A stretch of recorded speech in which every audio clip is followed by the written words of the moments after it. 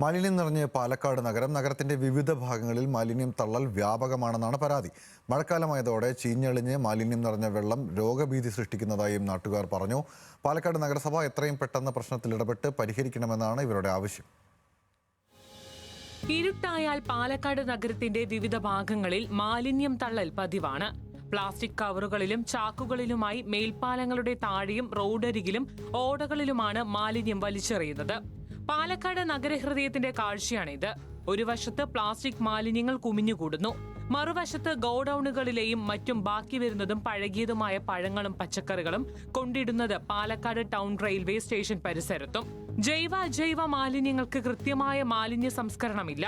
കൊതുകുകളും ഈച്ചകളും മാലിന്യങ്ങൾ ഭക്ഷിക്കാൻ എത്തുന്ന തെരുവ് നായ്ക്കളും എല്ലാമായി നഗരം ചീഞ്ഞു നാറുകയാണ്.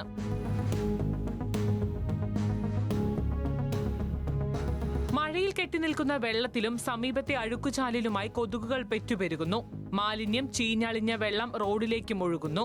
600ഓളം പേരാണ് ഈ മാസം മാത്രം പാലക്കാട് ജില്ലയിൽ ഡെങ്കിപ്പനിക്ക് ചികിത്സ തേടി ആശുപത്രികളിലെത്തിയത്.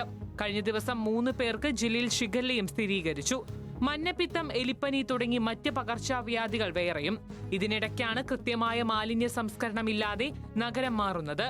ഇതോടെ പ്രദേശവാസികൾ ഉൾപ്പെടെ വലിയ ആശങ്കയിലാണ്. പല സ്ഥലങ്ങളിൽ നിന്നായി എത്തുന്നവർ റെയിൽവേ മേൽപ്പാലത്തിൽ നിന്നും രാത്രികാലങ്ങളിൽ മാലിന്യങ്ങൾ താഴേക്ക് വലിച്ചെറിയുന്നു എന്നാണ് പ്രധാന ആരോപണം. വഴിവിളക്കുകൾ നന്നാക്കാതെ ഇതിനു പരിഹാരമുണ്ടാവില്ലെന്നും ഇക്കാര്യം നേരത്തെ തന്നെ പാലക്കാട് നഗരസഭയുടെ ശ്രദ്ധയിൽപ്പെടുത്തിയിട്ടുണ്ടെന്നും മുൻ കൗൺസിലർ പറയുന്നു.